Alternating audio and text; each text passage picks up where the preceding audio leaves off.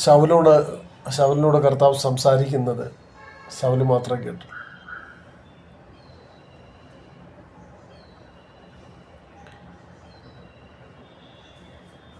ശൗലേ ശൗലേ, നീ എന്നെ ഉപദ്രവിക്കുന്നത് എന്തെന്ന് തന്നോട് പറയുന്നൊരു ശബ്ദം ശൗല് കേട്ടു.